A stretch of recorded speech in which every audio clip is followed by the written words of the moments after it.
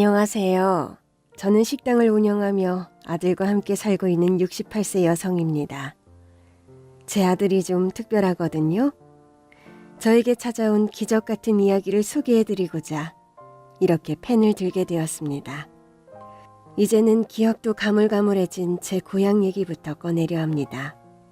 저는 전라남도 최남단의 작은 섬에서 나고 자라 이웃 어르신의 소개로 남편을 만났어요. 집안끼리 결혼을 약속하고 저는 어른들의 의견에 따라서 남편 얼굴도 못 보고 바로 식장에 들어갔지요.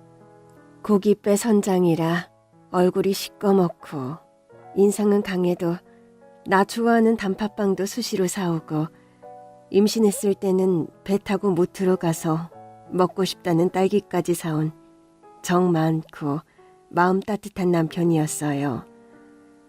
남편이 고기 잡으러 나가면 2에서 3일, 길게는 한 달 동안 집에 못 들어오는 일이 많아서 남편 오는 날엔 2살배기 아들을 포대에 업고 아침부터 선착장에 가서 오매불만 기다렸어요. 남편은 저의 유일한 가족이자 등불이었습니다. 제가 기댈 수 있고 같이 밥 먹고 같이 웃을 수 있는 저의 분신이었으니까요. 섬에 사는 게 답답하지 않겠냐지만 저에게는 평화롭고 따뜻한 가장 행복한 공간이었습니다. 고기 잡는 일이 예전처럼 벌이가 좋지 않아 전 새벽부터 갯벌로 나가 바지락해서 생활비에 보탰어요. 추운 겨울에 손이 부르트고 발동상에 힘들어도 아들 생각하며 힘든 줄도 모르고 더 열심히 일을 할 수 있었습니다. 남편도 아들 얼굴만 보면 몸 아픈 것도 있는다며 그렇게 아이를 이뻐라 했어요. 그러던 어느 날 아이의 5번째 생일날이었어요. 이날은 아침부터 파도가 평소보다 세서 조금 걱정이 되더라고요. 여보, 오늘 바람도 좀 불고 비도 한두 방울씩 오는데 아이 생일이니까 좀 쉬면 안 돼요? 아침에 수협에 전화해서 날씨 확인해봤는데 오후엔 갠다고 하더라고. 그래서 안 그래도 오전에만 조업하고 오늘은 일찍 오려고. 모텔 가서 우리 아들 좋아하는 장난감도 하나 사야지.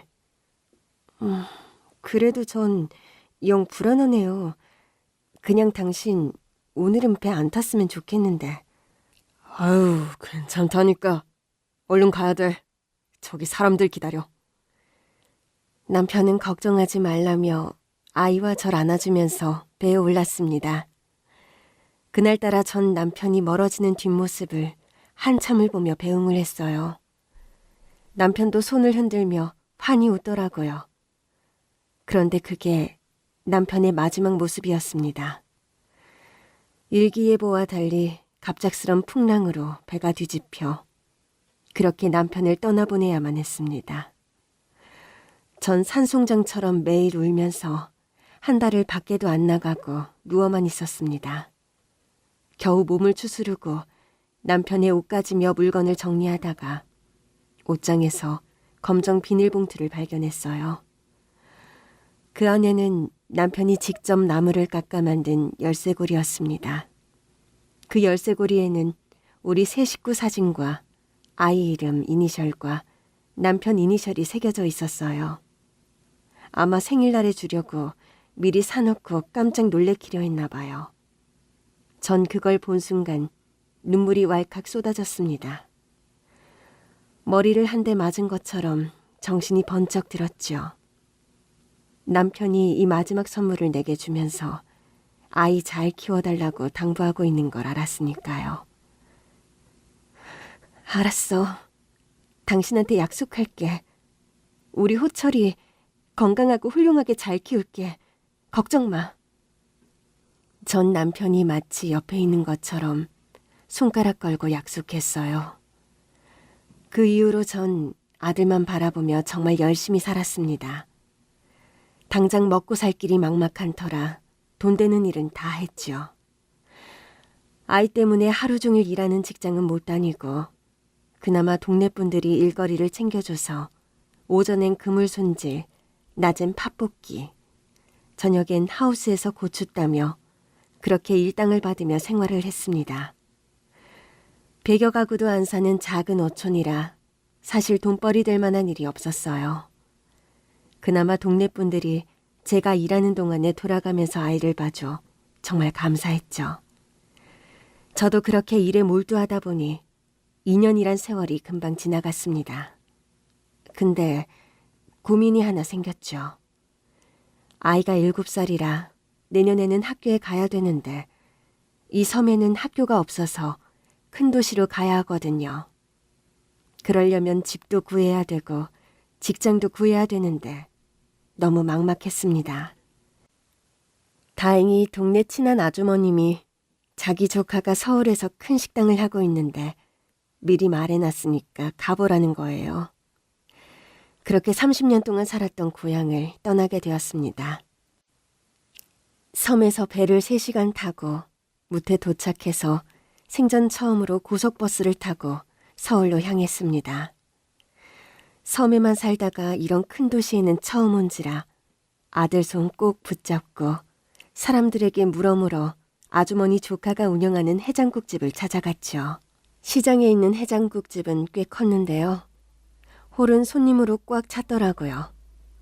24시간 영업하다 보니 직원도 많았고 식당 한 켠에 방 3개가 있는데 그중 방 1개를 저희 모자가 기거할 수 있게 사장님이 배려를 해주셨어요. 전 아직 경험이 없어서 우선은 주방 보조일부터 시작했습니다. 그러다 차츰 홀서빙을 하게 되었고 아이와 단둘이 살 단칸방이라도 장만하려면 악차까지 돈을 모아야 해서 다들 꺼리는 새벽 타임을 자진해서 하게 됐어요. 페이를 많이 쳐주거든요. 하루 종일 무거운 거 들고 앉지도 못해 온몸에 파스를 붙일 정도로 몸은 힘들지만 아이만 보면 열심히 살아야겠다 다시 힘을 내곤 했습니다. 아이는 그새 철이 들어서 엄마가 일하느라 같이 놀아주지도 못하고 신경을 못 써주는데도 한 번도 보챈 적 없고 어린이집 마치면 식당으로 와서 손님 없는 방에 들어가 혼자 그림 그리고 잠도 자고 혼자서도 잘 지냈어요. 그렇게 1년이 지나서 아이는 초등학교에 입학했습니다. 전 입학 선물로 남편이 아들에게 남긴 마지막 선물인 열쇠고리를 줬어요. 호철아, 이거 아빠가 직접 깎아서 만든 거야. 영어로 너 이름, 아빠 이름 있지? 아빠가 널 엄청 끔찍이 사랑했거든. 아빠한테 엄마가 호철이 공부 잘 시켜서 훌륭한 사람으로 키우겠다고 약속했어. 아빠 얼굴도 잘 모르는 터라 아이는 멀뚱히 열쇠고리만 만지작거렸어요. 그날부터 아들은 매일 열쇠고리를 주머니에 넣어 다니며 소중히 다루더라고요.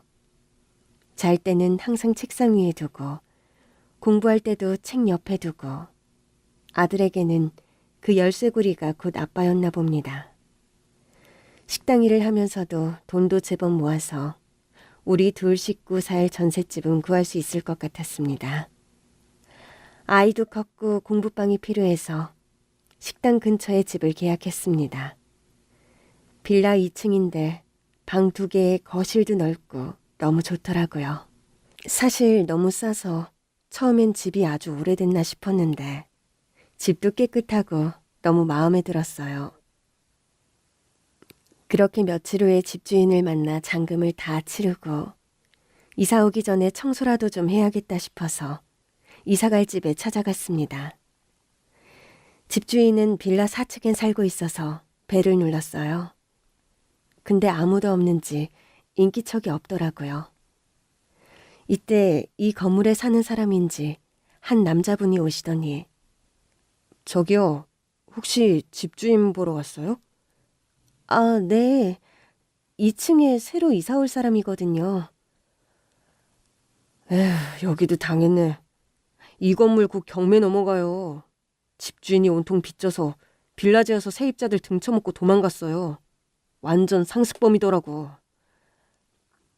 네? 그럼 제 돈 제 피 같은 돈 어떡해요? 전 재산인데. 말로만 듣던 전세 사기를 당할 줄이야. 정말 앞이 캄캄했습니다. 머리가 새하얘지고 아들이 눈앞에 아른거리기만 했습니다. 그 충격이 너무 커서 일하면서 멍하니 있는 일이 많아졌고 일이 손에 잘 잡히지도 않았습니다. 그러다가 어느 날 큰 사건이 터지고 말았습니다. 뚝배기를 손님상에 놓다가 그만 무릎에 엎어버리고 말았어요. 죄송합니다. 죄송합니다. 사장님은 얼굴이 사색이 되어서 뛰어왔고 손님은 심한 화상으로 구급차에 실려갔습니다. 이 일로 사장님은 그 손님에게 배상 소송을 당하고 법원을 들락날락거리며 어마어마한 소송 비용을 지불하면서 더 이상 식당을 꾸려가기 힘들어졌습니다. 소문이 나서 손님 발길이 뚝 끊겨 식당 문을 닫아야만 했습니다. 제 실수 하나 때문에 사장님에게 이런 엄청난 피해를 준 게 사실 너무 죄송했어요. 하지만 사장님은 저한테 아무 얘기도 안 하시며 되려 한 달치 월급을 미리 당겨서 주며 잘 살라고 웃음을 지어 보이시더라고요. 전 왈칵 눈물이 쏟아졌어요. 전세금으로 모아둔 돈 다 사기당하는 바람에 제 수중에 있는 돈이라곤 고작 한 달치 월급 200만 원이 전부였습니다. 일 구하기 전까지 우선 여관에서 지내야 했어요. 일은 잘 구해지지 않고 돈도 거의 바닥이 났죠. 매일 라면으로 끼니 때우고 아들은 학용품 살 돈이 없어서 달력을 잘라서 노트로 쓰면서도 공부를 곧잘 했습니다. 반 1등은 기본이고 전교 1등을 놓친 적이 없었으니까요. 전 우선 닥치는 대로 일을 알아봤고 그나마 일당 자리를 구할 수 있었습니다. 아파트 건설 현장에서 낮엔 일하고 밤엔 유흥가 쪽에서 전단지 아르바이트를 했어요. 비 오면 못하고 하는 일에 비해서 돈이 너무 적어서 근근히 끼니 해결할 정도로만 버티며 살았습니다. 조금 모은 돈으로 보증금 없는 단칸방 월세를 구했고 여관이 아닌 집에서 살 수 있다는 것만으로도 정말 행복했습니다. 어느새 아들은 17살이 되었고 아빠와 약속한 대로 훌륭한 사람인 의사가 되겠다고 합니다. 의대를 목표로 독서실에서 공부만 죽어라고 했죠. 용돈 한 번 두둑이 못 주고 아들 좋아하는 햄버거 하나 못 사준 게 내내 마음이 걸려서 오늘 생각지도 못하게 일당을 두둑히 받아서 퇴근하는 길에 햄버거 사서 아들 공부하는 독서실 앞으로 갔어요. 독서실에 전화해서 아들과 통화한 후 길 건너에서 아들을 기다렸어요. 바로 아들이 보이더라고요. 아들은 손을 흔들며 제가 있는 쪽으로 횡단보도로 건너오고 있는데 그 순간 갑자기 차 한 대가 전속력으로 달려와 그만 아들을 덮치고 말았습니다. 안 돼! 제가 달려갔을 때 아들은 힘없이 절 쳐다봤고 전 아들의 손을 꼭 붙잡았습니다. 아들은 남편이 준 열쇠고리를 꾹 쥐며 그렇게 남편 곁으로 떠났습니다. 저처럼 이렇게 박복한 인생이 또 있을까요? 그나마 저의 유일한 살아갈 수 있는 동아줄이 되어준 아들이 지금 제 옆에 없다는 건 제가 살아갈 이유가 없다는 겁니다. 자식 먼저 앞세운 애미가 무슨 낯짝으로 밥을 먹고 TV를 보고 잠을 자고 그렇게 살 수 있을까요? 전 그럴 수 없었습니다. 매일 아들의 열쇠고리만 쳐다보며 눈물만 하염없이 흘렸습니다. 그리고 물과 음식을 거부한 채 난방도 안 되는 찬방에서 전 가만히 누워서 스스로 생을 마감하려 했습니다. 욕실 바닥이 얼 정도로 추운 실내에서 전 젖은 옷을 입고 내일 눈이 떠지질 않기를 기다리며 잠이 들었습니다. 그런데 제가 눈을 뜬 곳은 병원 응급실이었어요. 제 앞에 보이는 얼굴은 제가 일했던 해장국집 사장님이었습니다. 호철 엄마, 이제 정신이 들어? 나 알아보겠어? 아이고, 이 사람아. 아유, 왜 죽어? 악착같이 살아야지. 나중에 들은 얘기로는 호철이 장례식 때 어리 빠진 절 대신에 사장님이 일을 다 처리해 주셨는데 제가 툭하면 쓰러지는 걸 보시고 한약을 지어서 주려고 그날 찾아온 거랍니다. 제가 사장님 볼 면목이 없어요. 맞지. 내가 호철 엄마 생명의 은인이지. 그럼 나한테 은혜 갚고 살아. 나 식당 망하고 나도 죽으려고 했어. 근데 애들 때문에 안 되겠더라고. 그래서 대출 받아서 공사장 한밭집 이번에 하게 됐어. 그거 힘들겠다는 거야. 호철 엄마가 나 도와줘. 우리 떼돈 벌어서 나 빚 갚고 호철 엄마 새 인생 사는 거야. 가족보다 더 깊은 사랑을 베풀어 주신 사장님을 위해서 제 모든 걸 바쳐서라도 은혜를 갚자고 다짐했습니다. 열심히 일해서 사장님 다시 재기할 수 있게 죽기 살기로 돈만 벌기로요. 아니, 죽어라 일만 했습니다. 저나 사장님이나 한밭집 경험은 전부했지만 해장국집 하던 경험이 있던 터라 금세 자리 잡을 수 있었고 공사업체들마다 맛있기로 소문이 나서 대박이 났습니다. 사장님은 빚을 다 갚았을 뿐 아니라 식당 2곳을 인수했어요. 사장님은 그게 다 저 때문이라며 식당 1곳을 저한테 아주 싸게 임대해 줬습니다. 보증금도 시세보다 절반보다 싸고 월세도 거의 안 내고 공짜나 다름없었죠. 가게 계약서에 도장 찍던 날 전 너무 감격해서 눈물이 나오더라고요. 기분도 좋고 사장님과 가게에서 소주 한잔 했죠. 사장님, 이제야 제 목표를 이뤘어요. 제가 왜 친구도 안 만나고 쇼핑도 안 하고 여행도 안 가고 식당 일만 했는지 아세요? 맞아. 난 그게 너무 안타깝더라고. 호철 엄마 아직 한창 젊은데 그렇게 돈 모아서 뭐 하려고. 사장님, 제가 생떼 같은 자식을 앞세워 보낸 천하의 나쁜 엄마잖아요.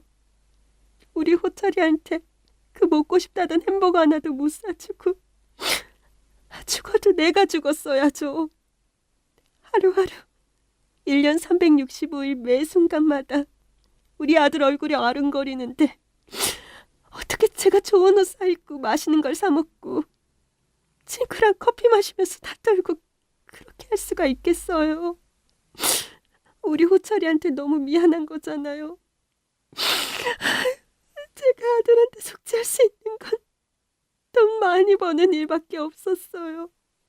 돈 때문에 우리 호철이 고생만 하다가 간 거잖아요.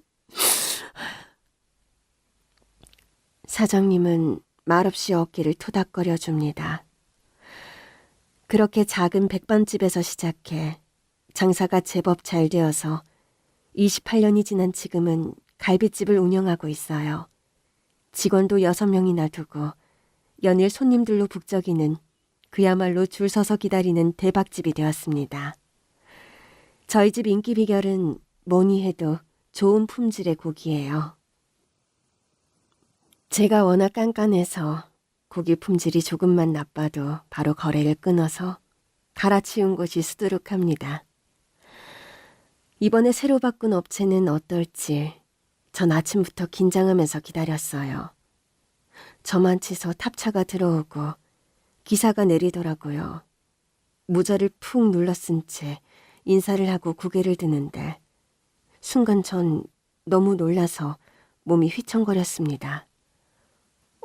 사장님 괜찮으세요? 어디 불편하세요?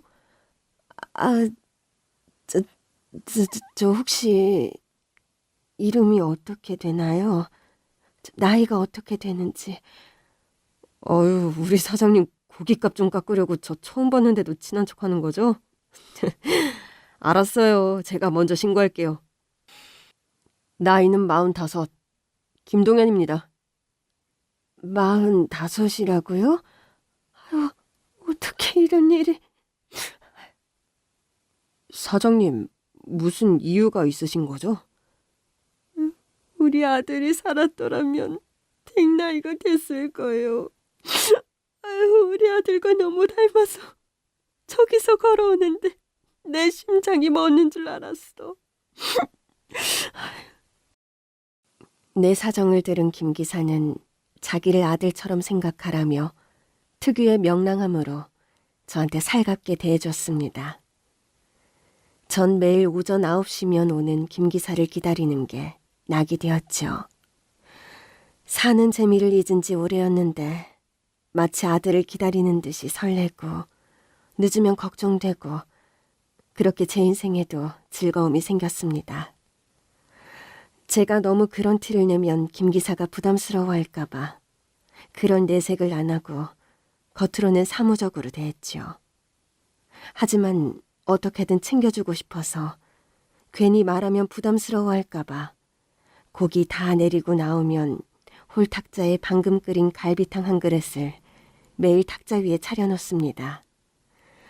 그러면 김 기사도 내 마음을 알고 거절 안 하고 바닥까지 싹싹 긁으며 잘 먹더라고요. 전 먼 발치서 그 모습을 지켜보면서 그렇게 행복할 수 없었습니다. 아유, 우리 아들 잘 먹네. 내일은 전복죽 해줘야겠다. 먹는 모습도 우리 호철이 꼭 닮았어. 그런 어느 날 김 기사가 간호에 식탁을 치우려고 보니 비닐봉지에 슬리퍼가 있더라고요. 제가 홀에서 신는 슬리퍼가 낡아서 옆이 헤어진 걸 봤나 봐요. 이 슬리퍼도 5년은 신었나 봐요. 제가 원체 돈을 안 쓰는 성격이라 속옷도 바느질해서 기워서 입었거든요. 너무 궁상맞죠? 김 기사가 사준 빨간 슬리퍼를 저는 가슴에 폭 안았습니다. 어떤 명품 신발보다 저에겐 너무나 값진 선물이었어요. 또 몇 달이 지난 추운 겨울날, 전 여느 때처럼 가게 문을 열려다가 그만 빙판에 미끄러지고 말았습니다. 허리가 충격을 받았는지 극심한 통증이 찾아왔어요. 직원들 출근 전이라 거리엔 아무도 없고 전 앉아서 옴짝달싹도 못하고 있었어요. 매서운 바람에 얼굴과 온몸은 점점 차가워지고 정말 이대로 있다간 큰일 나겠다 싶었습니다. 점점 눈이 감기고 정신이 몽롱해질 즈음 누군가 다급하게 절 일으켜 세웠어요. 사장님 정신 차리세요. 김 기사. 나 넘어져서 허리가 잘못된 것 같아. 일어서질 못하겠어. 어휴, 조심 좀 하시지. 내가 갑자기 이 골목으로 들어오고 싶다더니 나 안 왔으면 어쩔 뻔했어요. 사장님 빨리 병원 가야 되니까 제 등에 업히세요. 천천히. 그렇게 김 기사는 절 들쳐업고 트럭을 타고 30분 거리에 있는 병원으로 서둘러 차를 몰았어요.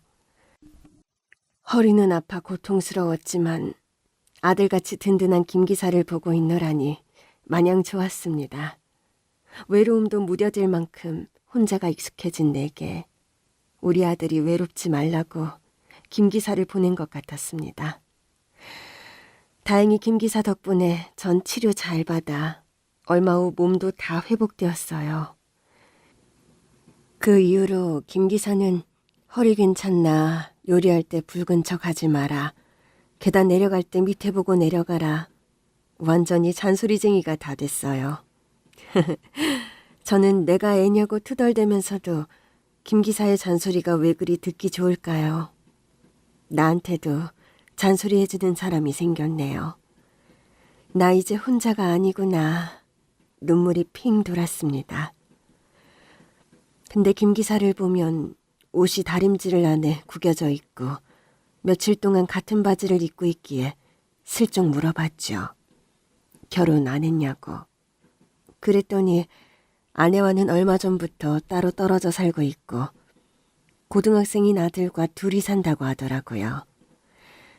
일이 워낙 늦게 끝나다 보니 아이 혼자 라면 끓여 먹는 날이 많다고 하더라고요.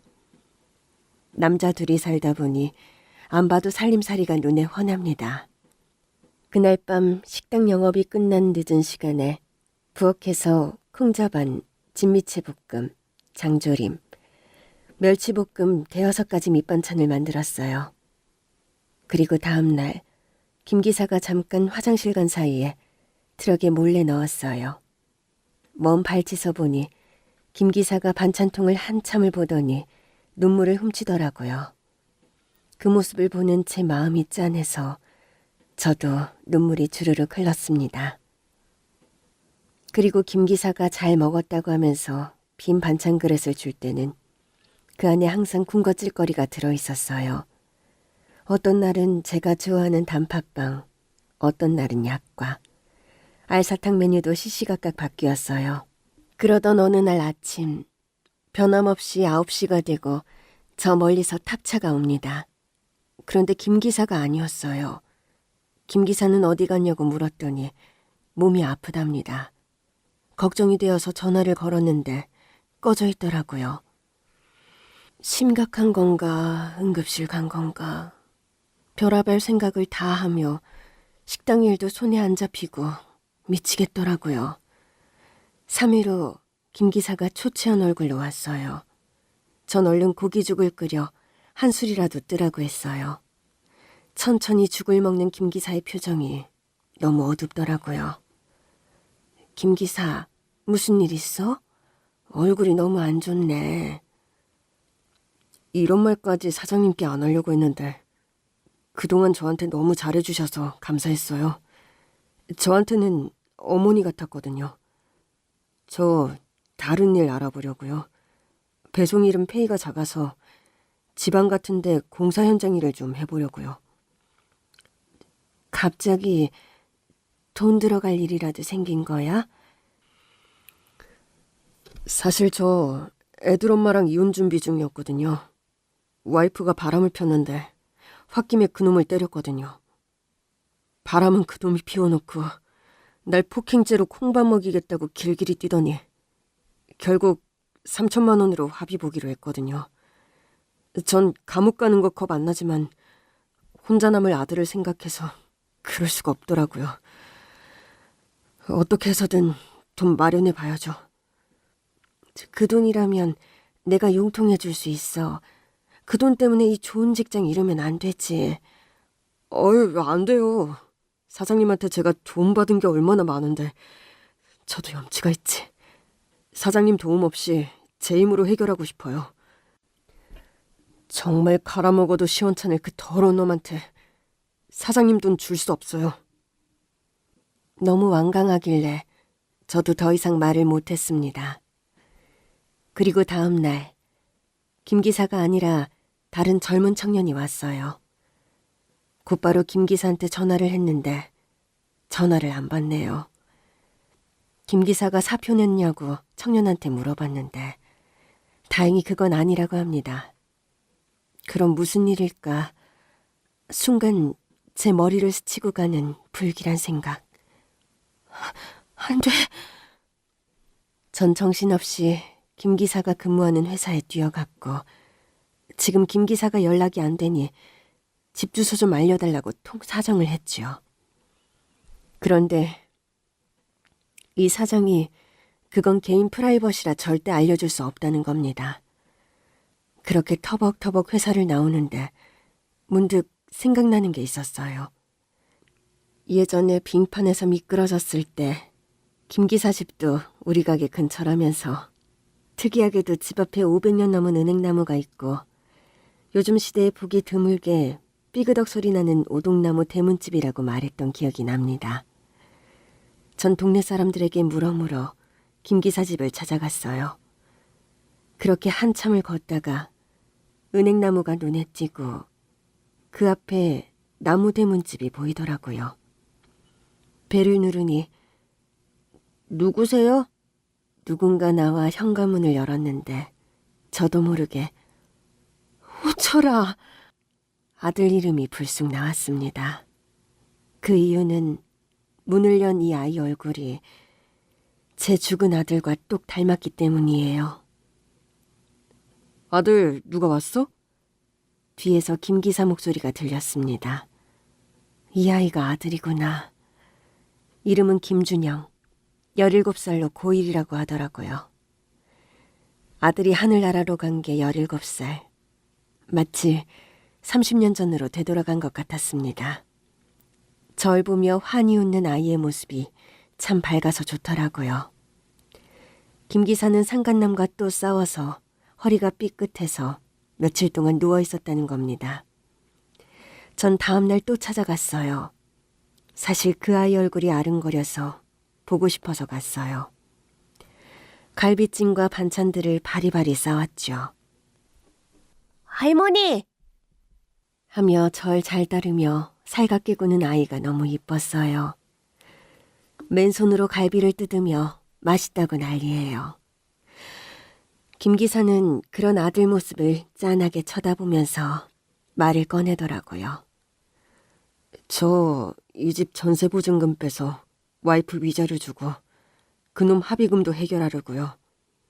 그리고 전 지방에서 숙식하며 공사장에서 2년간 일해서 돈 악착같이 모아서 다시 집 구할 돈 벌려고요. 그러다 보니 아들 학교 졸업까지는 여기서 혼자 지내야 돼서 작은 원룸 월세라도 얻어줘야 할 것 같아요. 그럼 이렇게 하면 어떨까? 어차피 나 혼자 사니까 2년간 우리 집에서 내가 이 아이 돌봐주면 좋을 것 같은데. 영 미안하면 생활비조로 한 달에 20만 원만 받을게. 김 기사는 신세질 수 없다며 완강히 거절하다가 결국 감사하다며 저의 제안을 받아들였어요. 그렇게 며칠 후 김 기사는 아들과 제 집에 와서 아들 짐이 든 캐리어 2개를 건네주며 사장님, 우리 준영이 잘 부탁드려요. 애가 원래 순둥이고 착한 아이인데 요 며칠 새 저랑 말 한마디도 안 해요. 많이 화났나 봐요. 자기 버리고 자기와 상의도 없이 잘 모르는 할머니 집에 그냥 떠맡긴다면서 자기가 그렇게 짐덩어리냐고 밉냐고 어젯밤에도 울면서 저한테 고래고래 소리 지르더라고요. 다 제 탓이죠. 에휴, 지금 한창 사춘기니 민감한 때지. 내가 많이 노력할게. 걱정 말고 몸 조심해. 너무 무리하지 말고 아들 생각하면서 건강만 챙겨. 네, 사장님. 정말 이 은혜 꼭 갚을게요. 저 뒤에서 멀뚱멀뚱 서 있는 아이는 이쪽으로는 눈길도 안 줍니다. 김 기사는 트럭에 오르며 아들에게 아빠 간다고 말해도 쳐다도 안 봅니다. 그렇게 트럭은 떠나고 아이와 저 둘만 남았습니다. 굳건히 닫힌 저 아이의 마음을 열 수 있을지 저도 사실 걱정이 되었어요. 처음엔 그렇게 살갑던 아이가 무슨 마음인지 우리 집에 들어와서는 청개구리처럼 못되게 구네요. 밥상 가득 차려놓으면 혼자서 라면 끓여 먹고 빨래 지금 하니까 빨랫감 달라고 하면 없다고 했다가 빨래 널고 나면 세탁기에 휙 속옷을 던져요. 야단치고 싶었지만 저 아이 마음이 오죽할까 싶어서 실컷 나한테 화풀이하라고. 전 그럴 때마다 아무 말 안 했어요. 밥을 안 먹으니 전 어떻게든 밥 먹이려고 맛있는 요리를 해서 부탁까지 했는데 전혀 먹히지 않더라고요. 삼겹살 구워서 냄새로 유혹해도 밥은 입에도 안 되는 거예요. 이래선 안 되겠다 싶어서 이제 작전을 바꿨죠. 그 다음 날부터는 밥상엔 제 것만 차리고 아이 앞에서 보란 듯이 엄청 맛있게 먹었어요. 아이는 배가 고팠던지 꼬르륵 소리가 나는데도 기싸움을 하느라 참더라고요. 와, 이 굴비가 꿀이네 꿀이야. 준영이가 갈비찜 킬러인데 안 먹는다더니 어쩔 수 없지. 할머니가 다 먹어야지. 제가 먹는 걸 힐끔힐끔 보더니 공부하는 척 하더라고요. 제가 밥 다 먹고 밥상 치우려고 하니까 준영이가 다급하게 와서 나 밥 먹을래요. 허겁지겁 밥을 먹는 아이를 보니 저도 모르게 웃음이 나왔고 아이도 같이 웃었어요. 그렇게 조금씩 마음을 열어가고 있었어요. 며칠 후 빨래를 하려고 준영이 방에서 우시며 양말을 가져오는데 아이 청바지에 구멍이 나 있더라고요. 요즘엔 누가 구멍난 바지를 입고 다니나요? 마음이 너무 안 좋더라고요. 전 돋보기를 쓰고 손바느질을 하고 있는데 준영이가 놀라면서 할머니 지금 뭐 하는 거예요? 아 참! 이렇게 바지가 해줬으면 할미한테 말해야지.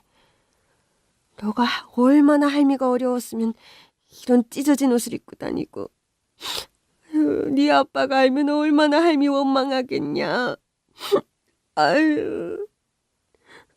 전 마음이 너무 아파서 울컥했고 아이는 당황했는지 절 멀뚱히 보다가 깔깔대며 배를 잡고 웃기 시작했어요. 할머니, 그 청바지 원래 그 디자인으로 나온 거예요. 구멍 난 게 아니고. 근데 할머니가 꿰매준 것도 나쁘지 않네. 오, 할매 스타일. 굳지 마요, 할머니. 준영이는 우는 내 모습이 웃긴지 계속 웃었고 준영이 말을 듣고 보니 저도 제 행동이 황당하고 눈물까지 뚝뚝 흘려서 멋쩍었지요. 헛기침하면서 같이 웃음이 터졌어요. 그렇게 아이는 제게 마음을 열었고 처음 본 그날처럼 밝고 살가운 원래의 준영이로 돌아왔답니다. 그렇게 1년이 지난 어느 주말에 김 기사가 찾아왔어요. 저와 준영이한테 할 말이 있다는 겁니다. 공사장에서 일하면서 한 여자를 알게 되었고 결혼을 결심했다는군요. 우선 공사 마무리할 동안은 거기서 같이 살다가 서울로 오면 준영이와 같이 살림을 합치자고 말입니다. 갑자기 재혼이라니 저도 황당한데 한마디 말도 없이 재혼한다고 폭탄 선언을 하니 준영이는 얼굴이 새하얗게 질렸습니다. 울면서 밖으로 뛰어나가더라고요. 너무 늦은 밤이라 저는 걱정이 돼서 같이 나갔어요. 벤치에 앉아 우는 아이를 보니 마음이 찢어지더라고요. 제가 말없이 어깨를 토닥거려주니 할머니, 나 이제 어떡해요? 엄마도 바람나서 나가고 이제 아빠도 재혼한다고 하고 그러면 나 같은 건 방해만 되는 찬밥이 되는 거잖아. 아빠는 내가 싫은가 봐. 아빠 재혼해도 되니라고 최소한 물어봐줘야 되는 거 아니에요? 아빠한테 난 방해만 되는 쓸모없는 존재인 거잖아요. 아니야. 아니 무슨 그런 소리를 해. 아빠가 할미한테 전화 얼마나 자주 하는데 너 잘 있냐고 오늘 밥은 잘 먹었는지 꼭 물어봐. 얼마나 널 끔찍이 생각하는데. 어떻게 해야 이 아이의 골맞은 상처를 낫게 해줄 수 있을까요? 그 이후로 아이는 절 더 많이 의지하는 게 보였어요. 제가 허리가 안 좋아서 정기적으로 병원에 가야 돼서 이날도 보통 날처럼 막 현관문을 나오는데 준영이가 따라 나오더라고요. 할머니, 이제 병원 갈 때 나랑 같이 가. 이렇게 든든한 흑기사 두고 뭐해. 사실 요즘엔 부쩍 허리가 안 좋아서 걸을 때도 구부정하고 계단 내려가는 것도 힘들었거든요. 아이가 그걸 어떻게 알았는지 오늘은 절 부축하면서 천천히 제 보폭에 맞춰서 걸으며 제 손을 꼭 붙잡고 놓질 않는 거예요. 이 따뜻한 손의 온기를 느끼며 이 아이가 없으면 안 되겠다 싶은 어떤 끓어오르는 묵직한 감정을 느꼈습니다. 할머니, 아프지 마. 내 옆에 남은 사람 할머니밖에 없어. 그렇게 우리는 서로에게 없어서는 안 될 울타리 같은 존재가 되었습니다. 2년 후 공사일이 끝나고 김 기사는 서울로 올라왔습니다. 그 사이에 아이도 생기고 돈도 많이 모았죠. 고기며 과일을 한가득 사서 김 기사가 저희 집에 찾아왔어요. 사장님, 그동안 우리 준영이 잘 돌봐주셔서 제가 이렇게 말로 표현하기에도 부족할 정도로 너무 감사드립니다. 아니야.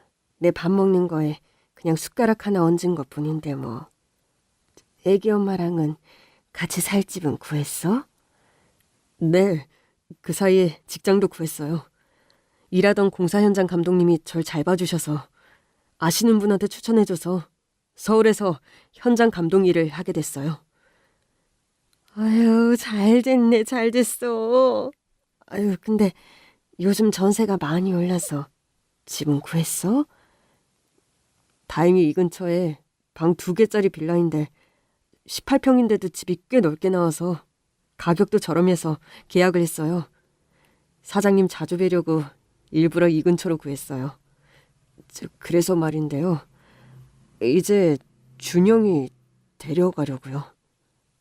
아, 그래? 아니, 이렇게 갑자기? 어떡하지? 조금만 기다려봐. 준영이 좋아하는 거 좀 해줘야겠다. 전 갑자기 마음이 허해져서 허둥지둥대며 부엌으로 자리를 피했어요. 눈물이 흐르는 걸 보여줄 순 없었어요. 자기 아들 데려가는 게 당연한 건데 생판남인 내가 울 자격도 없는 거잖아요. 제가 요리를 하는 동안 김 기사는 준영이에게 말을 꺼내더라고요. 준영아, 뭐해? 얼른 짐 싸. 그런데 준영이는 자기 방 침대에 누워서 휴대폰만 보면서 아빠 말은 듣는 둥 마는 둥 하는 거예요. 아예 대꾸도 안 하네요. 야, 김준영. 아빠가 말하는데 대답도 안 하고 지금 뭐 하는 거야? 김 기사는 언성이 높아지면서 아이를 다그칩니다. 분위기가 험악해지는 것 같아서 제가 준영아, 김치 냉장고에서 김치 좀 꺼내줄래? 네, 할머니. 내가 좋아하는 파김치 꺼내면 되죠? 제 말에는 살갑게 대답을 곧잘하면서 평소처럼 응석을 부리는 거예요. 아니, 제가 아빠 말에는 콧방귀도 안 뀌더니. 제가 요리하는 동안 준영이는 옆에서 보조 역할을 톡톡히 했어요. 양념들 하나하나 필요하다면 다 갖다 주고 제가 간 봐달라고 하니까 오, 스멜 굿. 그렇게 저와 준영이가 평소처럼 농담하고 웃고 그러는 걸 보는 김 기사 표정이 영 안 좋아졌습니다. 모자지간처럼 다정한 저희한테 살짝 질투가 난 것 같더라고요. 저희 사이에 끼어들어서 말도 건네고 요리도 도와주려고 하는데 준영이가 매몰차게 밀어내더라고요. 저리 가. 방해만 되잖아. 어느새 요리가 다 되어 우리 3사람은 식탁에 앉았어요. 제가 막 수저를 드니까 준영이가 고기를 젓가락으로 집어서 제 밥그릇에 놓아주더라고요. 그러고 상추쌈을 싸서 제 입에 넣어주는 거예요. 아빠한테는 전혀 말도 안 건네면서 저만 챙기는 게 제가 무안할 정도였어요. 준영아, 많이 먹어. 이게 오늘 마지막 식사니까. 아이가 화를 내면서 아니야, 할머니. 내가 아빠와 먹는 마지막 식사가 될 테니까. 뭐? 야, 김준영. 그래서 아빠와 안 갈 거라고? 맞아. 여기가 내 집이야. 내 마음 알아주는 건 할머니밖에 없으니까. 아빠도 엄마도 나 같은 건 안중에도 없잖아. 그냥 자기들 인생에 방해꾼만 되니까 나 버린 거잖아. 그런데 이제 와서 아빠 혼자 결정해서 재혼하고 나보고 그 여자한테 엄마라고 부르라고 하고 또 이제는 아무런 상의도 없이 집에 가자고 짐 싸라고 하는데 내가 네 알았습니다 하고 그렇게 갈 줄 알았어? 나도 감정이 있다고. 적어도 날 필요로 하고 날 아껴주는 사람한테 마음이 또 가는 거라고. 할머니 돋보기 없으면 글씨 잘 안 보이니까 세금 고지서 나오면 내가 읽어줘야 돼. 전구도 갈아줘야 되고. 할머니 나 없으면 안 돼. 내가 할머니한테 필요한 존재라는 게 날 너무 행복하게 해. 아빠는 나 필요 없잖아. 아줌마도 있고 아이도 있고 나 없어도 잘 살 거잖아. 뭐야? 이 자식이 아빠한테 무슨 말버릇이야? 그러면서 아이 뺨을 때렸습니다. 전 깜짝 놀라서 김 기사한테 소리를 질렀어요. 아니 지금 뭐 하는 짓이야? 어린 게 무슨 잘못을 했다고 왜 때려? 우리 준영이를 한 번이라도 생각했다면 이러면 안 돼. 너 준영이한테 관심은 있어? 준영이는 축구를 좋아해서 대학도 체대에 가고 싶어하고 앞으로 축구 선수가 되는 게 꿈이야. 준영이는 멸치볶음을 제일 좋아하는데 꼭 꽈리고추를 넣어야 먹어. 이런 거 넌 모르잖아. 준영이한테 물어본 적도 없지? 그게 아빠냐고! 준영아, 아빠가 미안하다. 정말 미안해. 김 기사는 우는 준영이에게 무릎을 꿇으며 잘못했다고 사과를 했지만 준영이는 아빠 손을 뿌리쳤어요.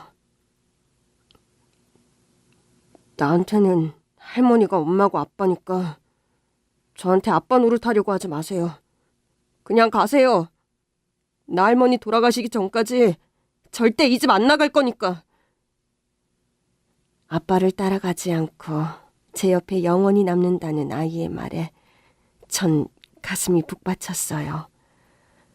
그렇게 김 기사는 혼자서 돌아가야만 했습니다.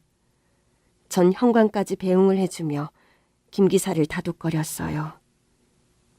걱정하지 마. 준영이 말은 저렇게 모질게 해도 얼마나 아빠 보고 싶어 했는데. 아빠 어디 다친 데 없냐고 나한테 맨날 확인하고 아빠 닭볶음탕 좋아한다고 그거 만들어서 택배로 보내주면 안 되냐고 해서 저번 날 닭볶음탕 보낸 거야. 그거 몰랐지? 그 닭볶음탕. 그걸 준영이가 나 먹으라고 그런 거라고요? 전 까맣게 몰랐어요. 준영이가 절 한없이 미워만 하는 줄 알았죠. 이런 아빠가 뭐가 좋다고. 원래 아들은 다 그래. 엄마가 아빠 자리를 대신해 줄 수 없더라고. 우리 아들도 그랬어. 내가 아무리 잘해주고 노력해도 100%는 안 되더라고. 죽은 아빠가 아들한테 남긴 마지막 선물인 열쇠고리를 분신처럼 맨날 들고 다니며 좋아했거든. 나중에 알았는데 아들이 사고 당하던 날 횡단보도 건너면서 주머니에 있던 열쇠고리가 떨어져 그거 줍느라고 사고를 당한 거라 하더라고. 그것만 아니었으면 우리 아들 살 수 있었는데 자기 목숨과도 같이 소중했던 거지. 준영이도 똑같아. 천천히 준영이한테 마음을 열어봐. 너무 급하게 다가가려고 하지 말고. 네, 사장님. 제가 너무 제 생각만 했어요. 준영이가 얼마나 힘들지 그런 건 전혀 생각을 못했어요. 사실 저 아까 준영이가 사장님과 같이 있는 모습이 너무 다정해서 마치 아들을 뺏긴 것 같아 좀 질투도 나고 심통이 났었나 봐요. 정말 저 못났죠. 에휴, 못났다. 준영이보다 어리네, 애같이. 준영이 내 아들처럼 손자처럼 잘 돌봐줄 테니까 걱정 말고. 네, 집도 이 근처고 사장님한테 맡기니 저도 마음 푹 놓이고 감사하죠. 아니, 정말 염치 없고 죄송해요. 이에 정말 아이와 저 가족이 된 것 같았습니다. 그리고 며칠 후 전 준영이를 데리고 어디론가 갔어요. 배에 오르니 할머니 지금 어디 가는 거예요? 준영이한테 꼭 보여줄 사람들이 있어서 고향을 다시는 찾지 않겠노라고 도망치듯 떠난 지 근 40년 만이네요. 유난히 팔았던 파란색도 그대로고 배를 따라 날아오르는 갈매기도 여전하네요. 준영이는 바다를 보면서 야호 함성을 지르며 좋아하더라고요. 태어나서 배를 처음 타본다 하면서요. 햇볕에 환히 웃는 아이의 옆모습을 보니 길다란 속쌍코풀이며 얇은 입술이 마치 아들이 서 있는 것 같았어요. 그렇게 한참 후에 배는 섬에 다다랐어요. 항구에 내려 걷는데 저만 치서 누군가 뛰어오시더라고요. 어휴, 이게 누구야? 후처럼 마냐? 아주머니, 그동안 잘 지내셨어요? 40년 전에 서울 조카네 식당을 소개시켜준 그 아주머니세요. 아주머니가 서울 조카네 식당에 한 번씩 올 때마다 뵈고 간간히 연락하며 지냈거든요. 물론 제 아들도 몇 번 봤고 용돈도 줬거든요. 그런데 준영이를 한참을 쳐다보면서 후철 엄마, 나가 깜짝 놀랐어. 후철이인 줄 알고. 진짜 많이 닮았네. 누구야? 그렇죠. 정말 많이 닮았죠. 제 아는 동생 아들인데 이제 제 아들 됐어요. 준영아, 인사해. 준영이가 인사하자 착하고 이쁘다면서 아주머니가 용돈을 주시네요. 그렇게 걸어서 도착한 곳은 남편이 묻혀있는 묘소예요. 사실 전 해마다 남편 제삿날이면 이곳을 찾았어요. 이 고향은 저에게 가장 악몽 같은 곳이기도 하지만 어쩌면 저와 남편 그리고 우리 아들까지 세 식구가 가장 행복했던 추억을 간직한 곳이기도 하잖아요. 그리고 남편 묘소 옆에는 아들도 같이 묻었어요. 준영아, 여기 내 남편과 우리 아들이야. 인사해. 아들요? 할머니 아들 죽었어요? 준영이한테 제 아들 얘기를 한 번도 한 적이 없었거든요. 우리 아들이 딱 준영이 또래일 때 17살에 하늘나라로 떠났어. 준영이처럼 착하고 밝고 엄마를 끔찍히 생각해주던 아이였어. 예전에 아빠가 저한테 그런 말 한 적 있었거든요. 잘 아는 사장님이 계신데 자기 죽은 아들과 아빠가 너무 닮아서 아들처럼 생각하고 잘해주신다고요. 할머니 아들이 우리 아빠와 닮아서 더 마음이 가신 거네요? 맞아, 그렇지. 근데 그날 널 처음 봤을 때 정말 깜짝 놀랐던 거야. 뭔가 운명이랄까? 너를 보는데 숨이 멎는 줄 알았어. 우리 아들과 닮은 건 아빠가 아닌 바로 너였던 거야. 그러면서 전 항상 제 지갑에 넣고 다니는 아들 사진을 꺼내서 보여줬어요.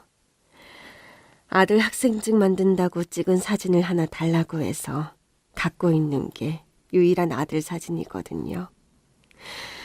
사는 게 바빠서 아들과 같이 사진 찍을 여유 없이 살았던 게 얼마나 땅을 치며 괴로웠는지 모릅니다. 아들 사진을 보던 준영이가 깜짝 놀라면서 우와, 이 사람이 할머니 아들이에요? 정말 난 줄 알았어요. 교복 입은 게 저랑 똑같아요. 머리 스타일도 어쩜 이렇게 똑같니? 할머니, 저 보면서 아들 생각 정말 많이 했겠구나.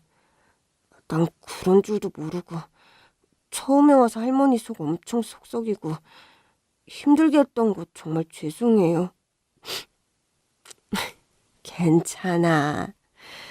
우리 아들도 화날 때는 밥도 안 먹고 그랬어. 아유, 울긴 왜 울어, 사내놈이. 마음이 여려가지고. 그리고 전 아들의 마지막 유품인 열쇠고리를 준영이한테 줬어요. 이 열쇠고리가 사연이 좀 많아.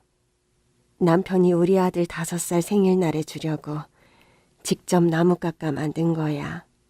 그 안에 우리 세 식구 사진 있지? 유일한 가족 사진이야. 생일날에 남편이 배사구로 우리 곁을 떠났거든.